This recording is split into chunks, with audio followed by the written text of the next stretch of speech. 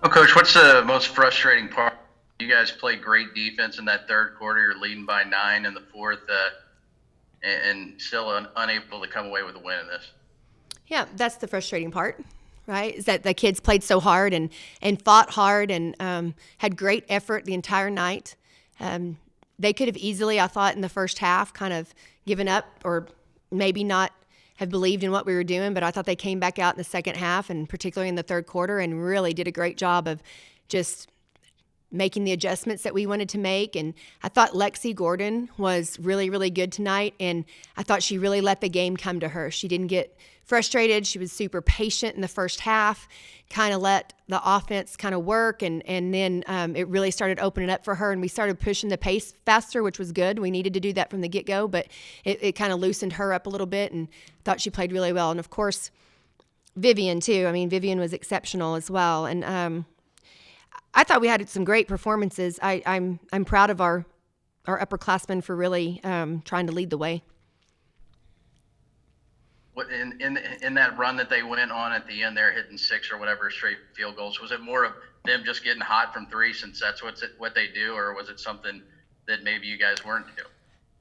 Well, we didn't do a great job of communicating on the screens. I mean, they're hard to defend. I mean, they can really shoot the basketball, and they spread the floor out, so you have to be you have to be in their range to be able to get a hand in their face. If you give them any space at all, they can really knock it down. And I mean, Taylor Robertson is probably the best 3-point shooter in the nation, to be quite honest. And she knows what she does, and she does it well. And we just lost her a few times, and then we lost some other kids as well. But I'd really just think lack of communication and I think that's really difficult to defend, especially when you have some post kids out there. I mean, it was one of those things where we needed post kids on the floor for offense, and they, were smaller for offense on their end. So you're kind of picking your poison. I know this is a kind of a season about, learning and different things like that. As far as consistency goes, how did you see that maybe factor into the third quarter? Were you able to string those things together versus maybe, in the first half? Yeah, I thought that we had a little bit of grit about us in the third quarter, and thought we attacked the basket more. I'm not sure if we shot free throws in the third. Yeah, we got there 6 times. I guess, is that us? Yep. And that was part of our game plan, was try to get to the free throw line, and we got there a lot more in that quarter than we did the others. So we were really trying to be aggressive, and so I did like the consistency of just our focus and of understanding who needed the basketball, and we were sharing it and we were executing. And when you have a younger player like Hattie coming in, she had a couple blocks, a couple defensive plays that maybe don't always show up in the stats, but just what did you see from her and, kind of getting you guys going defensively?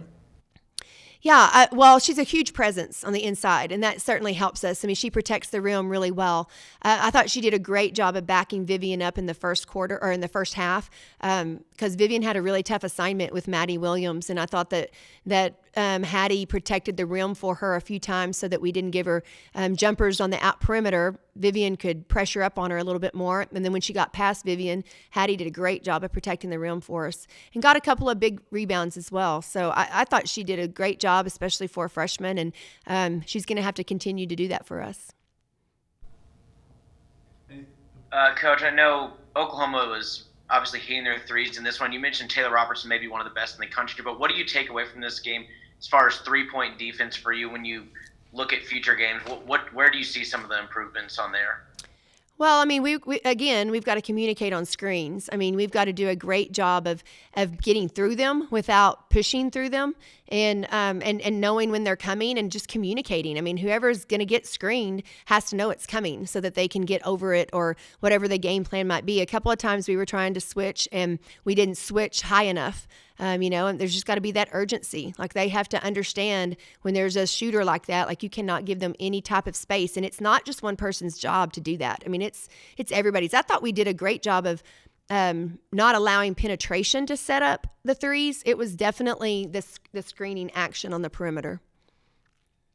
And then just for your team shooting threes, what do you say to them whenever they're not falling, especially for your two main players. You mentioned other players stepping up around them, but whenever the threes aren't falling, what's the strategy for this team just to get that offense going? I know you mentioned wanting to get to the line, but in general, what's the strategy whenever those aren't falling as much? Well, we've got to continue to work the basketball. I mean, I thought we did a good job late in the game of getting in our offense where we cut and back screen and stagger, and I thought we got some good looks out of that. And then I also thought that that whenever we went inside early, especially to Hattie and Kyla, I thought that our high-low game looked really really good. So, you've got to get paint touches. You've got to be aggressive and continue to work the ball. You can't settle for perimeter shots. Anything else for Coach? Coach, could you take us through that last play, the final shot from Vivian? Yeah, we were obviously trying to get some action, screen the screener action. They denied it with the inbounder, and so she had to cut her path.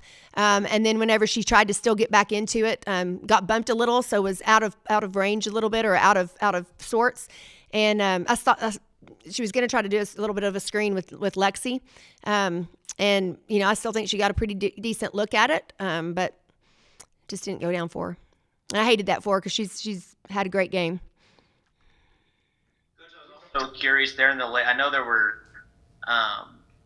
it is in a loss, but can you take positives from, you see other people like Maka Jackson having her one basket in such a clutch moment, and then Tucker had a couple there in the fourth quarter. What can you take away from the positives as far as late in the game, other, players really stepping up and, making plays that were really needed? Yeah, I mean, that's the positives. You just said it all.